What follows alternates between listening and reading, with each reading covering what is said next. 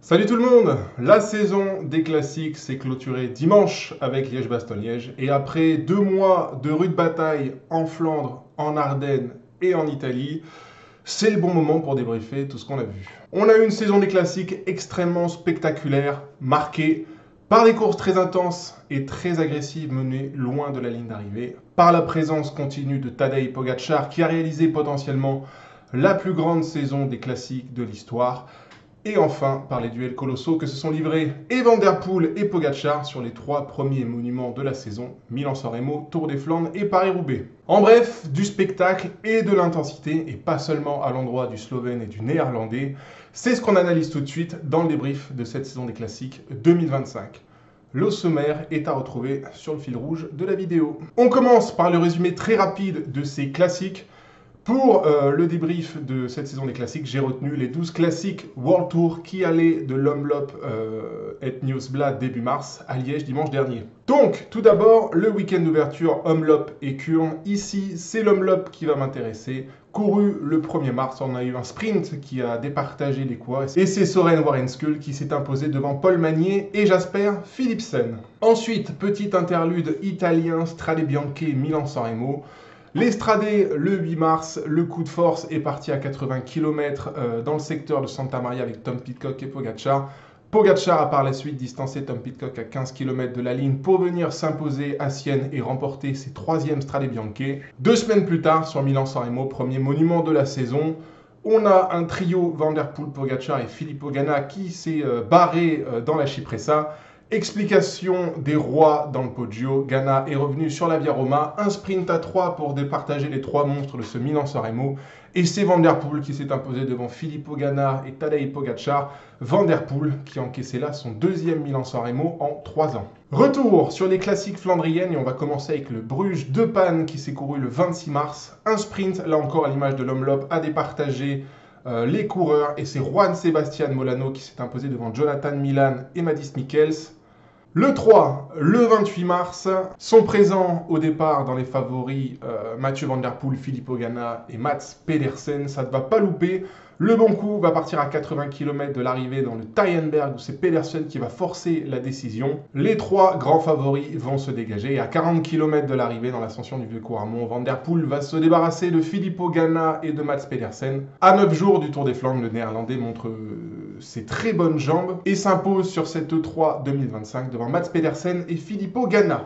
2 jours après, le 30 mars, se court Gand-Wevelgem. Pedersen, très en forme déjà 2 jours avant dans le 3, va nous faire un spectacle remarquable. Partir à 70 km de l'arrivée pour rejoindre les échappés. À 50 km de l'arrivée dans l'ascension du mont Kemmel, il se débarrasse des échappés et conclut sa brillante journée par un solo de 55 km. 3e Gand-Wevelgem dans l'escarcelle de Mats Pedersen qui s'affirme comme le maître de cette course ces dernières années. Le mercredi 2 avril, 4 jours avant le Tour des Flandres, se courait à travers la Flandre. L'absence de Pogačar, Pedersen ou Van der Poel a conditionné la course à une explication entre les Visma de Wout van Aert et à Nelson Powless. Les Visma bordurent à 70 km de l'arrivée, vont chercher Powless qui avait un petit temps d'avance. La course va se finir à 4. Nous avons 3 Visma, Jorgenson, Van Aert et Benoot contre 1 IF, Powless. Les Visma n'attaquent pas Powless dans le final et les 150 derniers mètres se résument à un 1 contre 1 Wout van Aert, Nelson, Powless. À la surprise générale, il faut bien le dire maintenant avec le recul, Nelson Powless s'impose devant Wout van Aert. Les Visma se sont fait piéger. Nous avons Powless 1 pour IF et au 2e, 3e et 4e place 3 coureurs Visma, Van Aert, Benoot et Jorgenson. Le 6 avril, c'est le 2e monument de la saison, le Tour des Flandres. Sont présents Pogačar, Van der Poel, Mats Pedersen ou encore Wout van Aert. Ce sont les 4 grands favoris de ce Tour des Flandres. Pogačar accélère et détruit la course à une 50aine de kilomètres de l'arrivée dans la 2e ascension du Vieux-Coirmont. Lui embraye le pas, Mathieu Van der Poel, Mats Pedersen, Jasper Stuyven et Wout van Aert. Et dans une dernière très grande ascension du Vieux-Coirmont, Pogačar se barre tout seul après avoir harcelé ses adversaires entre la 2e et 3e ascension du Vieux-Coirmont. Nouveau solo de 25 km pour le Slovène qui vient remporter son 2e Tour des Flandres en cette saison 2025. Pedersen, Van der Poel, Van Aert et Stuyven concluent le top 5. Une semaine après, on enchaîne directement avec Paris-Roubaix qui s'est couru le 13 avril, 3e monument de la saison. La sélection définitive se fait à 90 km de l'arrivée à la sortie du pont Gibus lorsque Van der Poel met un pétard des enfers. Embraye avec lui Tadej Pogačar, Jasper Philipsen, Mats Pedersen et Stefan Bissegger. De 5 coureurs, on va passer à 3 coureurs après les crevaisons de Mats Pedersen et de Stefan Bissegger. 3 coureurs entrent alors en Mont-Saint-Pével à 50 km de l'arrivée. Jasper Philipsen, Mathieu Van Der Poel et Tadej Pogačar. Philipsen est trop court physiquement et dans les 50 derniers kilomètres, nous avons une explication entre Tadej Pogačar et Mathieu Van Der Poel. Pogačar, à 35 km de l'arrivée, va être victime d'une chute dans un virage 90 droite. Il laisse Mathieu Van Der Poel filer. Le Slovène ne reverra plus le Néerlandais qui va venir s'imposer pour la 3e fois consécutive sur le vélodrome de Roubaix. Pogačar est 2e pour sa première participation. Mats Pedersen clôture le podium devant Wout van Aert et Florian Vermeersch. C'en est alors terminé des Flandriennes. On se tourne vers les Ardennaises et le triptyque Amstel, Flèche et Liège.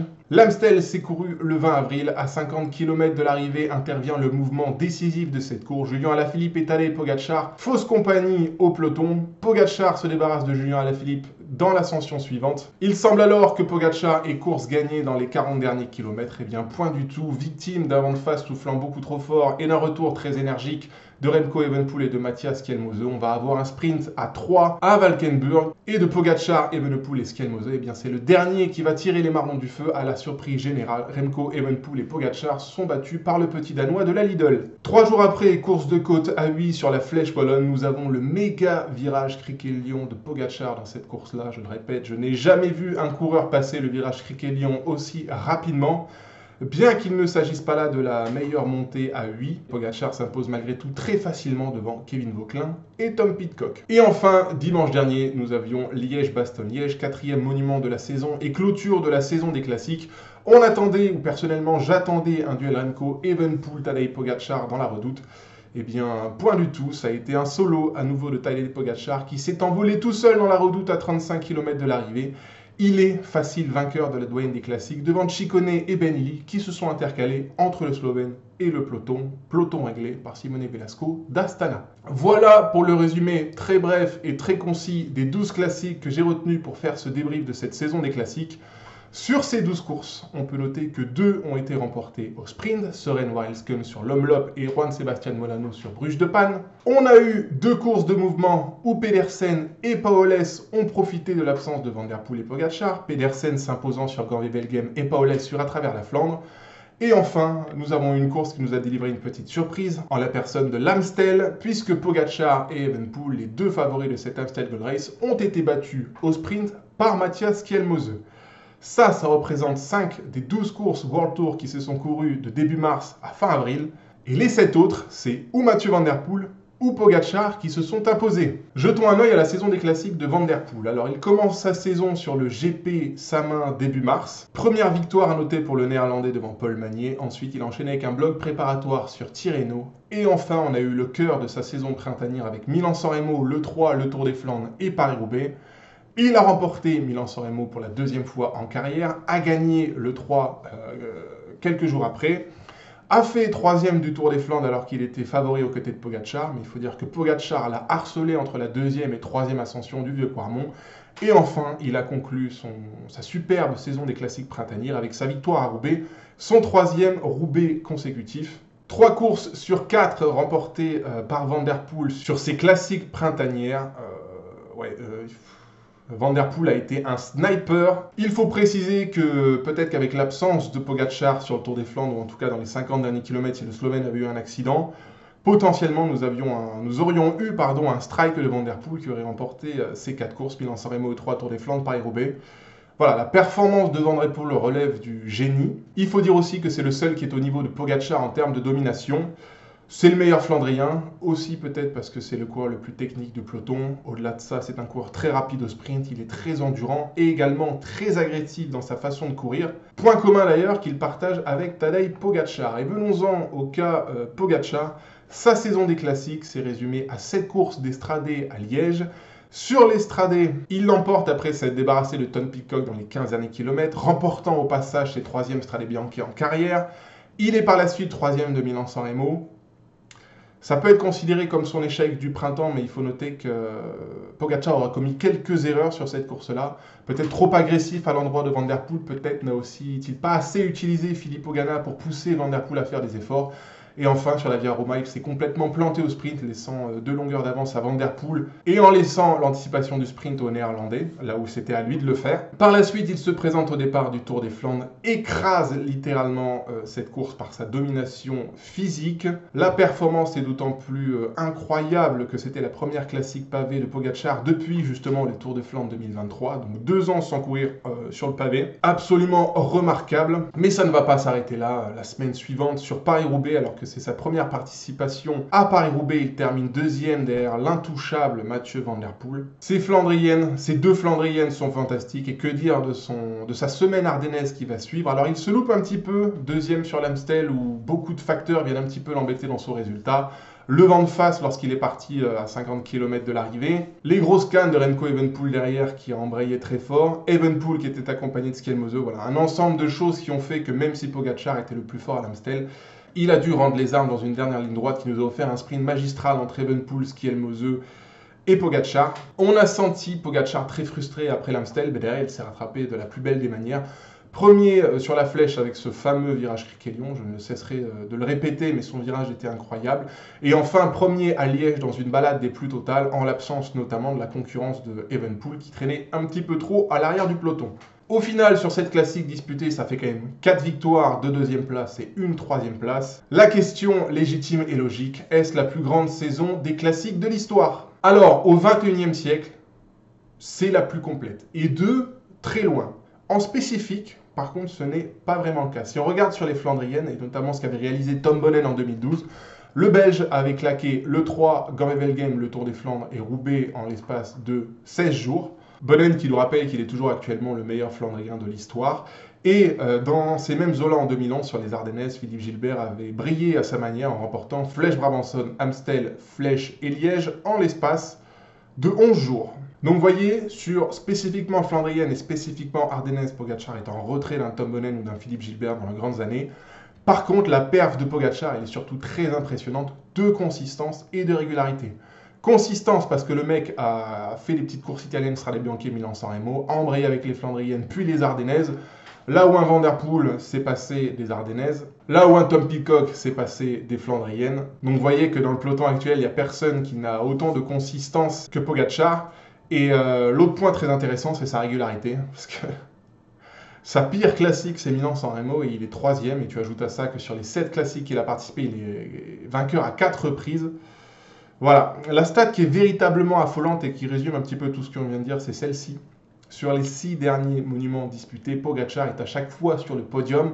En 2024, il avait remporté Liège-Bastogne-Liège et le Tour de Lombardie. Et cette année, il fait 3e à Milan-San Remo, gagne le Tour des Flandres, et 2e à Paris-Roubaix, et à nouveau 1er à Liège. C'est un record qu'avait précédemment Eddy Merckx avec 5 podiums consécutifs sur les monuments. Et la série est en cours. Je rappelle qu'il y aura le Tour de Lombardie à la mi-octobre et que Pogačar en est le quadruple tenant du titre. Là encore, on peut dire heureusement que Van Der Poel existe. C'est lui qui le bat à Milan-San Remo et à Paris-Roubaix. Imaginez seulement ce que ce serait si Van Der Poel n'avait pas été en compétition cette année sur les classiques printanières. Eh bien, Pogačar aurait peut-être gagné 6 monuments à la suite. Et ça aurait été quelque chose. Bon, quoi qu'il en soit, ce qu'on constate au terme de ces classiques, c'est qu'il y a quand même 2 ogres et le reste du monde. Au terme de Paris-Roubaix, Van Der Poel a donc 8 monuments dans la besace. Au terme de Liège-Bastogne-Liège, Pogačar a 9 monuments dans la sienne. Je vous ai fait un petit Excel pour comprendre la domination de ces 2 gars dans les monuments. Regardez un petit peu ce que ça donne depuis la période post-Covid. Colonne de gauche, vous avez les monuments et la ligne du haut, vous avez les années. En bleu, ce sont les victoires de Van Der Poel. En rouge, les victoires de Pogačar. Et constatez la montée en puissance des 2 gars. À partir de 2023, c'est l'écrasement le plus total. Van Der Poel est devenu de très loin le meilleur Flandrien et Pogačar le meilleur coureur du monde dans ce laps de temps-là. Les mecs, depuis 2023, justement, sont à 2 monuments sur 5 gagnés par an, et il ne reste à la fin que des miettes pour l'adversité. Alors, se pose très légitimement la question, qu'est-ce qui peut expliquer la domination de ces 2 garçons à un tel niveau? Pour moi, il y a 2 points essentiels. Le premier point, ce sont les moyennes de course, qui définissent généralement l'intensité et le rythme de la course. Si on regarde un petit peu en détail ce qui s'est fait cette année du côté de Pogačar et Van Der Poel, sur les Strade Bianche, il y avait 3700 mètres de dénivelé, des passages de chemin blanc, la moyenne est de 40,7 km/h. Sur Milan-San Remo, il y avait 300 km au programme, la moyenne est de 45 km/h. Sur le Tour des Flandres, là encore, c'est beaucoup plus impressionnant. Il y avait 2000 mètres de dénivelé, des monts pavés. Et bien, la moyenne de Pogačar, vainqueur à l'arrivée, c'est 45 km/h. Sur Paris-Roubaix, on monte encore d'un petit cran. Van der Poel s'impose à 47 km/h de moyenne. L'an dernier, il s'était déjà imposé à 47,8 km/h de moyenne. Sur l'Amstel, il y avait 3200 mètres de dénivelé. Et Skelmose, Pogačar et Evenepoel ont conclu la course à 44 km/h de moyenne, en comptant qu'il y avait quand même du vent dans la gueule dans le final. Sur la Flèche, les coureurs font 42 de moyenne dans la pluie et le froid. Et enfin, sur Liège, là où il y avait 4400 mètres de dénivelé positif, ce qui équivaut à peu près à une étape de haute montagne dans un grand tour, eh bien Pogačar est sorti vainqueur à près de 42 km/h de moyenne. Ce sont des moyennes extraordinaires et plusieurs choses expliquent ces moyennes. Ces moyennes-là, elles sont atteintes au-delà du matériel, de la préparation physique, de la nutrition, etc. déjà par 1. La volonté de durcir la course. Il suffit de voir l'attitude des équipiers de Pogačar chaque fois que celui-ci a été au départ sur une classique en sprintant. Les 2 premiers tiers de course sont quand même très bien contrôlés par eux, qui progressivement augmentent l'intensité jusqu'au démarrage de Pogačar. Et j'y viens, le deuxième point essentiel et qui va de pair avec la moyenne, c'est que désormais, les costauds lancent les hostilités de très loin. Si on regarde un petit peu les scénarios de course sur les courses de Pogačar en ce printemps-là, sur l'Estradé, le coup décisif part à 80 bornes dans le secteur de Santa Maria. Sur Milan-San Remo, on n'attend plus le Poggio, on attaque dans la Cipressa. Sur le Tour des Flandres, le bon coup part dans les 50 derniers kilomètres, ou en tout cas après la deuxième ascension du Vieux-Coirmont à 50 km de l'arrivée. Sur Paris-Roubaix, ça part encore davantage plus loin à l'initiative de Van der Poel après le secteur de Pongibus. Je rappelle que le Néerlandais démarre et met tout à bloc à 90 km de l'arrivée. Sur l'Amstel, Pogačar décolle à 50 km de l'arrivée. La Flèche fait un petit peu exception dans tout ça, mais c'est aussi le profil et la présence du mur de vie dans le dernier kilomètre qui veut que les scénarios de course soient ainsi et que les coureurs attendent le mur de vie.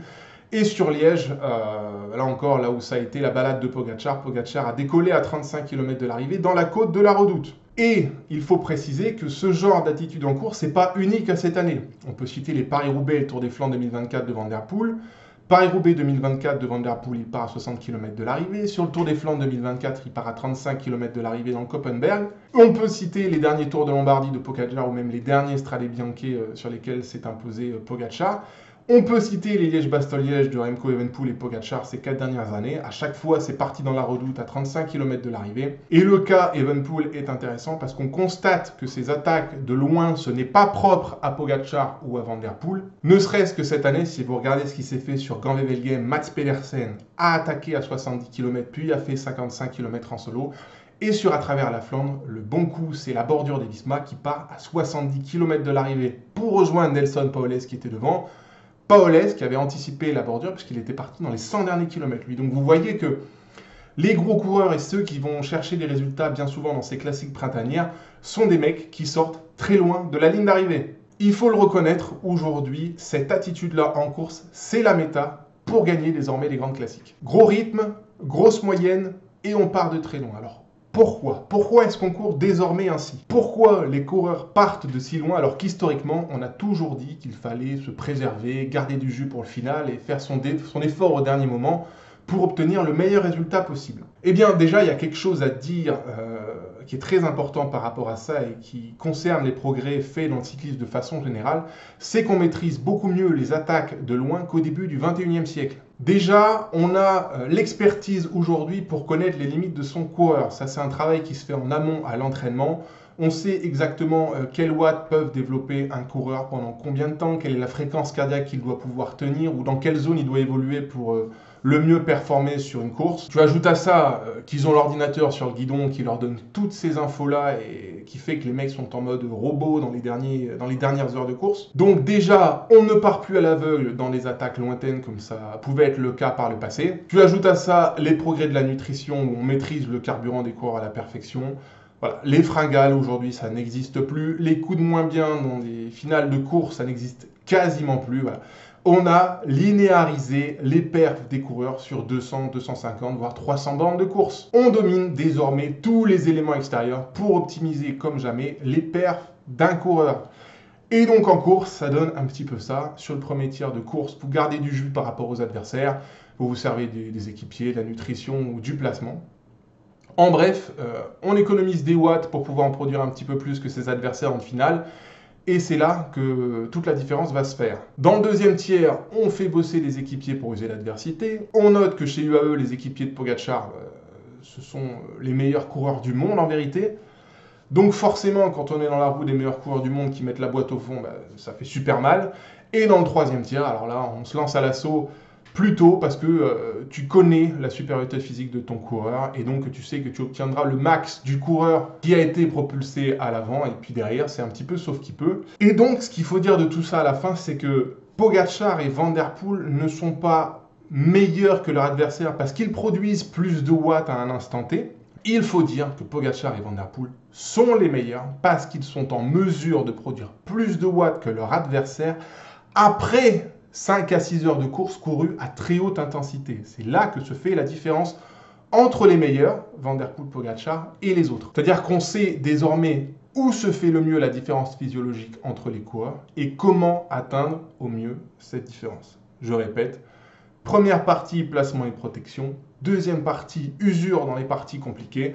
Et troisième partie, décollage quand plus personne ne sait accélérer, ou en tout cas plus personne d'autre qu'un Van der Poel ou un Pogačar. Alors, une fois qu'on a dit ça, il faut quand même aussi dire que cette manière de courir correspond extrêmement bien aux classiques. Les classiques, c'est souvent des profils bien atypiques, où on est toujours un petit peu en prise et où les temps de récupération sont faibles. Donc c'est dans ce genre de course que l'intensité se fait le plus ressentir dans la 5e, 6e heure de course. En fin de compte, et c'est ce qu'il est très intéressant de noter, c'est qu'en vérité, tout le monde baisse d'intensité naturellement à l'approche de la ligne d'arrivée. La différence, c'est qu'un Van der Poel, un Pogačar, peut-être un Remco Evenepoel vont baisser d'intensité plus faiblement que les autres. C'est ce qui explique la différence entre Van der Poel, Pogačar, le reste du monde, et ce pourquoi ces gars-là ont cueilli 17 monuments ces dernières années, laissant les miettes à leur adversaire direct. Voilà pour mon analyse des classiques. Voilà un petit peu comment je vois les choses se dérouler désormais dans les campagnes de classiques.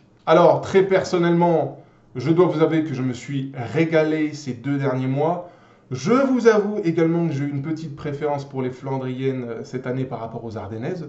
Il faut dire aussi qu'une bataille, c'est quand même un peu mieux quand il y a un adversaire. Je vous donne l'exemple de Liège-Bastogne-Liège, la balade de Pogačar.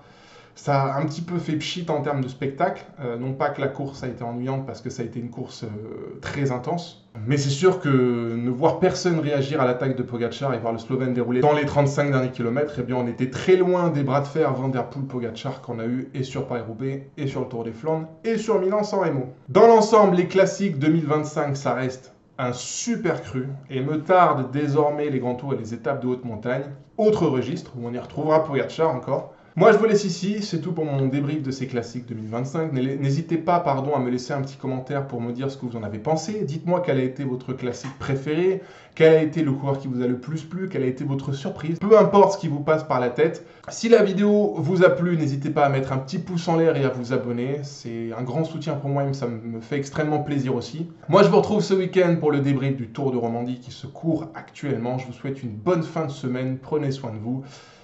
A plus. Ciao, bye bye.